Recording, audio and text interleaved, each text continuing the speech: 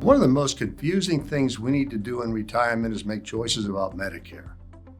Medicare has the potential to provide the best health insurance coverage we've ever had, but it requires us to navigate the complexities of the coverages we can attain. To better understand our options, we're going to take a high-level view of Medicare and drill down to specific considerations. At this time, we have to mention that all Medicare options are focused on treating acute care conditions, not chronic care. Thus, long-term care is not included. We can discuss that with you separately if that's a concern, and glad to do it. The first thing we need to understand is that Medicare is a two-step process, and there's two different entities that we need to deal with.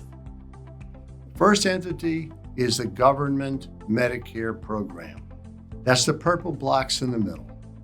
We need to get supplemental coverage because of the limitations of Medicare, but we need to have Medicare first with the government before we can attain the secondary coverage that we need from commercial insurance companies.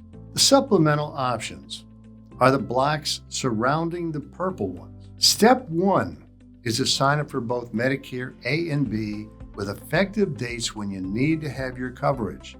Typically it's 65 or when your employer coverage ends if you have coverage beyond 65 from your employer. For almost everyone, Medicare Part A is without any additional charge because you've been paying that amount through your income while you're employed. But Medicare Part B will require an additional payment per month that's based on income. In any regard, we need to have both A and B in effect before we're able to get the insurance coverage that we need.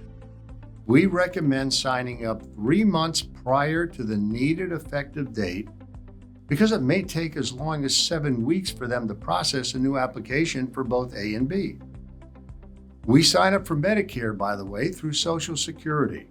They're two different governmental agencies, but Social Security handles the first step for Medicare, which is the signing up for initial coverage.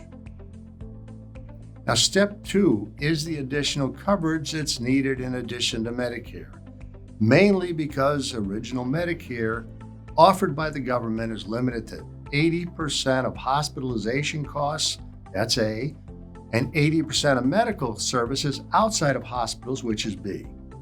So in addition, some services we want are not covered by Medicare, and drugs in particular are not part of Medicare. Plus, there's many limitations on coverage with maximum days allowed for hospitalizations over a lifetime, as one example. We could go on for an hour on the limitations, but to summarize, we need to add secondary coverage through the commercial insurance plans. In regard to the secondary coverage we need, there's two very different ways we can get our secondary coverage. They are Medigap or Medicare Advantage. Each of these has many options, which is where we can be further confused as we sort through what we should do.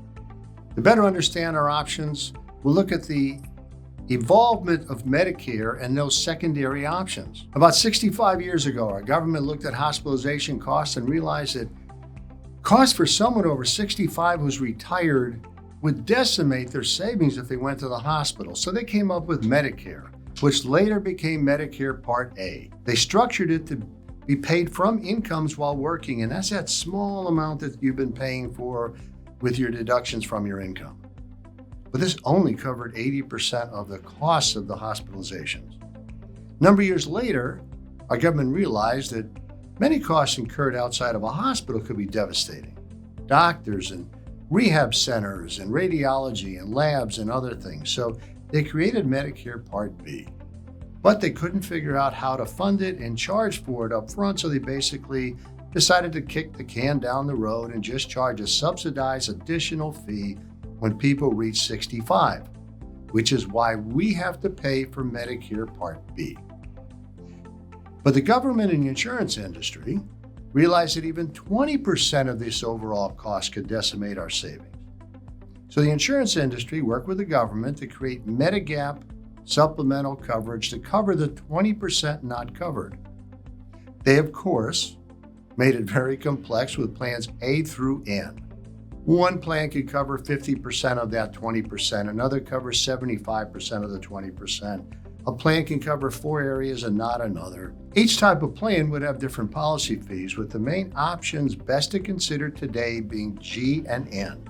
Therefore, keep that in mind as we move forward, that these plans were limited to covering only what Medicare covers, and they cover the costs not covered. Thus, services that Medicare doesn't cover are not covered today by Medigap, with very few exceptions. 60 years ago, there didn't seem to be a need to include services that we want today, such as chiropractors and podiatrists, ophthalmology, audiology, acupuncture, naturopaths, dental, many other services we now consider necessary. Okay, fast forward a couple of decades and our government recognizes the cost of drugs could decimate retirees. So they created Medicare Part D.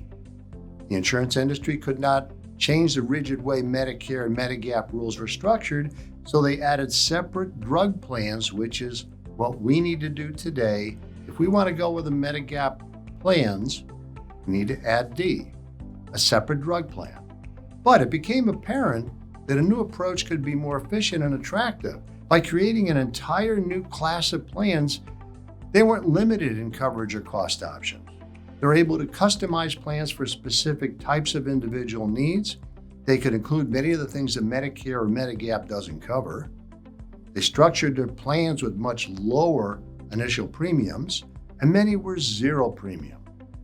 But they added co-pays, co-insurance, along with deductibles, so people would have initially lower costs, but then they would pay as they use their services. Over the years, as the insurance companies fought for market share, they added many additional benefits. It should be noted that Medicare Advantage plans can be different in different areas of the country, in different states, and even in different counties within a state. So the following is going to be a high-level look at considerations that may not apply everywhere. In addition, the choice was much more clean-cut in the past because the recent years have seen many changes, and especially to Medicare Advantage. If we have health issues or expect issues based on genealogy or injuries, Medigap could be the best option. You'd have a solid amount budgeted for a premium, and with a Plan G as an example, you would not have any copays. Conversely, you could choose Medicare Advantage if your health is good, and you'd benefit from low or even zero premiums with little projection for copays, as you do not expect to require extensive services. And this has been a general consideration, but the past several years have changed this dynamic. The first consideration is the difficulty or even inability to change from Medicare Advantage to Medigap in the future when you can make changes during your open enrollment period. We're down to 3 states that allow this, and those states are considering proposals to allow changes if approved by the underwriting within an insurance company, which has a high likelihood to be denied. The insurance companies are reluctant to deal with open-ended liabilities without copays to cover at least a portion of the additional cost. Second consideration is the reduction in benefits while increasing costs in the Medicare Advantage plans. The largest driver is the lack of profitability over what had been projected. The insurance companies fought for market share, offered better and better value, and now they're cutting back. They're dropping many of their best Medicare Advantage plans completely and making many reductions in those that are still offered.